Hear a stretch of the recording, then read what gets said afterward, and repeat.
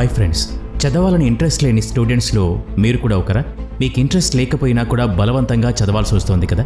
పెద్ద పెద్ద పుస్తకాల్ని బట్టి పడుతూ ఎగ్జామ్స్లో ఎక్కువ మార్క్స్ తెచ్చుకోవాలి అనే ప్రెషర్ని కూడా మీరు ఫీల్ అయి ఉంటే మాత్రం ఈ వీడియోని ఎక్కడా స్కిప్ చేయకుండా పూర్తిగా చూడాల్సి ఉంటుంది. ఎందుకంటే దీనివల్ల మన సమాజం తయారు చేసిన సిస్టమ్ యొక్క సరిహద్దుల్ని దాటి ఆలోచించగలుగుతారు. అలాగే ఇప్పుడు మీరు తీసుకునే నిర్ణయం మేబీ మీ జీవితాన్ని మార్చేయవచ్చు. మరింకెందుకు ఆలస్యం, let us start our today's episode. 1947లో ఎప్పుడైతే మనకి స్వాతంత్ర్యం వచ్చిందో అప్పుడు ఇండియా నుంచి నోబెల్ ప్రైజ్ పొందిన వాళ్ళు 2 మాత్రమే ఉండేవాళ్ళు. అయితే అదే సమయంలో అమెరికాలో మాత్రం 38 మంది కంటే ఎక్కువ మంది ఉన్నారు. 1947 నుంచి ఇప్పటి వరకు కేవలం 28 ఒలింపిక్ మెడల్స్ మాత్రమే గెలుచుకున్నాం. అదే మన పక్క దేశమైన చైనా 2008లో జరిగిన ఒక్క బీజింగ్ ఒలింపిక్స్లో 100 ఒలింపిక్ మెడల్స్ని సాధించింది. అయితే ఎందుకు ఇలా జరుగుతోంది? కానీ ఇక్కడ ఇండియా ఈ ప్రపంచానికి USA, చైనా కలిసి ఇవ్వలేనంత మంది ఇంజనీర్స్ని ఇచ్చింది. మన ఇండియా ఇంత ఎక్కువ సంఖ్యలో అందరూ ప్రొఫెషనల్స్ని తయారు చేసినందుకు వాళ్ళకి డిగ్రీ అయితే లభించింది, కానీ వీళ్ళందరికీ జాబ్స్ ఇచ్చేంత ఇండస్ట్రీస్ లేవు. దీనివల్ల మన ఇండియన్ ఎడ్యుకేషన్ సిస్టమ్ అనేది అతిపెద్ద హ్యూమన్ రీసోర్స్ ట్రాజడీ అయిపోయింది. ఈ ప్రాబ్లం గురించి డీప్గా తెలుసుకోవాలి అంటే మనం హిస్టరీలోకి వెళ్లాల్సి ఉంటుంది. పురాతన కాలంలో మన ఇండియాలో కొన్ని వరల్డ్ ఫేమస్ యూనివర్సిటీస్ ఉండేవి. వీటి గురించి మీరు హిస్టరీలో వినే ఉంటారు. అవేంటంటే లైక్ నలంద, తక్షశిల యూనివర్సిటీస్. ఇక్కడికి వేరే కంట్రీస్ నుంచి కూడా వచ్చి స్టూడెంట్స్ చదువుకుంటూ ఉండేవాళ్ళు. పురాతన స్కూల్స్లో సిస్టమ్ కొంచెం వేరుగా ఉండేది. ఇది గురుకుల స్కూల్స్ మీద ఆధారపడి ఉండేది. ఇక్కడ ముందుగా స్టూడెంట్స్ యొక్క టాలెంట్ గురించి తెలుసుకుని ఇక దాంట్లోనే అతన్ని డెవలప్ చేసేవారు. అలా ఇక్కడ చాలామంది స్టూడెంట్స్ ట్రైనర్, వారియర్ మరియు ఫిజిసిస్ట్ లాగా అయ్యేవారు. అంతేకాదు వీళ్ళందరికీ ఆల్రౌండ్ డెవలప్మెంట్ కూడా నేర్పించడం జరిగేది. అలా వాళ్ళు వాళ్ళ విద్యల్లో నిపుణులుగా మారుతూ ఉండేవారు. ఆ తర్వాత మన దేశాన్ని కొన్ని దశాబ్దాలకి ఆంగ్లేయులు బానిసగా మార్చుకున్నారు. అలా ఆ సమయంలో ఆంగ్లేయులకు ఇంగ్లీష్ లాంగ్వేజ్ మన నేటివ్ లాంగ్వేజ్ కంటే సుపీరియర్గా అనిపించింది. అందువల్ల ఆంగ్లేయులు వాళ్ళలా ఆలోచించే కొందరు ఇండియన్స్ని వెతకడం మొదలుపెట్టారు. అలా వాళ్ళని క్లర్క్స్గా మార్చి బ్రిటిషర్స్ ఆర్డర్స్ ఫాలో అవడం నేర్పించారు. ఇండియాలో ఇంగ్లీష్ ఎడ్యుకేషన్ సిస్టమ్ని 1835లో అఫీషియల్గా లార్డ్ మెకాలే లాంచ్ చేశారు. అలా ఇంగ్లీష్ లాంగ్వేజ్ మన దేశంలో ఒక హై క్లాస్ స్టేటస్ సింబల్ అయిపోయింది. అలా ఈ లాంగ్వేజ్ ఎడ్యుకేషన్ అండ్ నాలెడ్జ్కి ఒక స్టాండర్డ్ అయిపోయింది. అయితే ఇప్పటి సిస్టమ్ అప్పటి సిస్టమ్కి ఆధారంగా ఉందా? అసలు మన దేశానికి ఏమైంది? దీని గురించి తెలుసుకోవాలి అంటే జాగ్రత్తగా వినండి. అసలు ఎడ్యుకేషన్ అంటే మనం నేర్చుకున్న దాన్ని ప్రాక్టికల్గా అప్లై చేయగలగాలి. కేవలం బుకిష్ నాలెడ్జ్ అనేది ఎడ్యుకేషన్ అవ్వదు. కానీ మన ఎడ్యుకేషన్ సిస్టమ్ యొక్క ముఖ్యమైన పని మెమరీ పవర్ అండ్ రికాలింగ్ ఏబిలిటీని టెస్ట్ చేయడం. అంతేకాని స్టూడెంట్ యొక్క థింకింగ్ ఏబిలిటీని అస్సలు పట్టించుకోవట్లేదు. అందువల్ల స్టూడెంట్ యొక్క క్రియేటివిటీ, టాలెంట్, ప్యాషన్ మరియు అంబిషన్ లాంటివి ఒక విధంగా అంతమైపోతున్నాయి. యాజ్ పర్ స్టడీ ఇండియాలో రోజుకి 20 కంటే ఎక్కువ సూసైడ్ డెత్స్ జరుగుతూ ఉన్నాయి. అలాగే వీటిలో చాలా సూసైడ్స్ అకాడమిక్ రీజన్స్ కారణంగానే జరుగుతూ ఉన్నాయి. ఎందుకంటే మన స్కూల్ ఎగ్జామ్స్ అంటే కేవలం బట్టి కొట్టడమే అవుతుంది. ఏ స్టూడెంట్ అయితే పూర్తి టెక్స్ట్ బుక్ని బట్టి కొట్టగలుగుతాడు అతనికే ఎగ్జామ్స్లో బెస్ట్ మార్క్స్ వస్తాయి. బట్టి కొట్టడం, ఎగ్జామ్స్ రాయటం అనే సైకిల్ని పూర్తి సంవత్సరం రిపీట్ చేస్తూనే ఉంటారు. స్టూడెంట్స్కి మంచి విషయాల్ని చదివిస్తారు, ఆ తర్వాత ఎగ్జామ్స్లో మాత్రం రికాలింగ్ ఏబిలిటీని టెస్ట్ చేస్తూ ఉంటారు. అంటే ఇక్కడ మార్క్స్ అనేవి మీ మెమరీ యొక్క రికాలింగ్ ఏబిలిటీ మీద ఆధారపడి ఉంటాయి. కానీ ఈ మెమరీ అనేది మ్యాక్సిమం టెంపరీగానే ఉంటుంది. బెంజమిన్ ఫ్రాంక్లిన్ ఏమంటూ ఉంటాడంటే, ఒకవేళ ఏదైనా చెప్తే నేను మర్చిపోతాను, అదే నాకు చూపిస్తే గుర్తించుకుంటాను. కానీ ఒకవేళ మీరు నన్ను ఇన్వాల్వ్ చేస్తే మాత్రం నేను అండర్స్టాండ్ చేసుకుంటాను మరియు దాన్ని అప్లై కూడా చేస్తాను అని. ఇందువలనే మీరు డాన్స్, డ్రాయింగ్, యాక్టింగ్, స్పోర్ట్స్ లాంటి విషయాల్లో అద్భుతంగా రాణిస్తున్నా కూడా మీ పేరెంట్స్ కొంచెం చదువు మీద కాన్సన్ట్రేట్ చేయి అంటారు.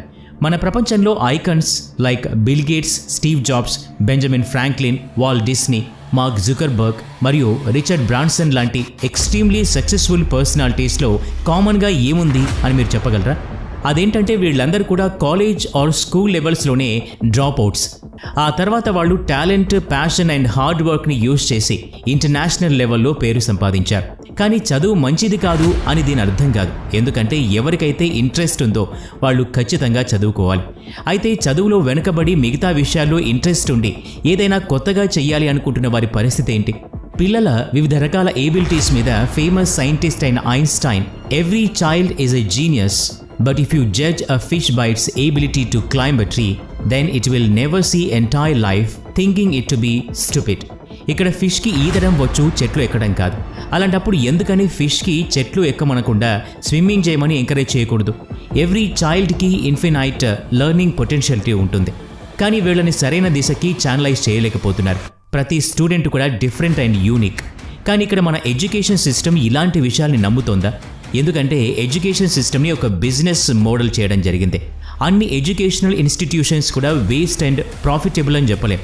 ఎందుకంటే కొన్ని ఇన్స్టిట్యూషన్స్లో real education and corporate social responsibility వాటి గురించి కూడా నేర్పించడం జరుగుతుంది. కానీ మ్యాక్సిమం ఇన్స్టిట్యూషన్స్ డిగ్రీనిచ్చే మెషిన్స్ లాగా తయారయ్యాయి. వీళ్ళు హ్యూమన్ రోబోట్స్ని తయారు చేస్తున్నారు. ఎందుకంటే వీటిలో స్టూడెంట్స్ యొక్క స్ట్రెంగ్త్స్ అండ్ వీక్నెసెస్ని అసెస్ చేయటం, ప్రాపర్ ఇండస్ట్రీ ట్రైనింగ్ ఇప్పించడం, కమ్యూనికేషన్ స్కిల్స్ మరియు ఫైనాన్షియల్ మేనేజ్మెంట్, ఎమోషనల్ మేనేజ్మెంట్ లాంటి వాటిని నేర్పించడం అస్సలు జరగదు. అలా ఇవేమీ నేర్చుకుని స్టూడెంట్కి కాలేజ్ క్యాంపస్ బాగానే ఉంటుంది. కానీ ఎప్పుడైతే కంపెనీ క్యాంపస్ సెలక్షన్స్ అవుతాయో అప్పుడు నిజమైన ఇబ్బందులు రావటం మొదలవుతుంది. దానివల్ల ఇలాంటి వాళ్ళందరూ అన్ఎంప్లాయిడ్ లేదా అండర్ ఎంప్లాయిడ్ అవుతారు. ఇలాంటి చెత్త ఎడ్యుకేషనల్ ఇన్స్టిట్యూషన్స్కి వ్యతిరేకంగా హార్వర్డ్, వాల్టన్ మరియు స్టాన్ఫోర్డ్ యూనివర్సిటీస్లో బోరింగ్ లెక్చర్స్ మీద తక్కువ దృష్టి ఉంచడం జరుగుతోంది. ఎందుకంటే వాటిలో projects works, problem solving, case studies లాంటివి ఉంటాయి. స్టూడెంట్స్లో ప్రాబ్లమ్ సాల్వింగ్ ఎబిలిటీ వస్తుంది. ఇప్పుడు మనం మాట్లాడుకున్న విషయాలు మన ఇండియన్ ఎడ్యుకేషన్ సిస్టంలో మ్యాక్సిమం ఉండవు. అయితే ఇక్కడ పూర్తి సిస్టమ్ని మార్చడం అంత సింపుల్ ఏమీ కాదు.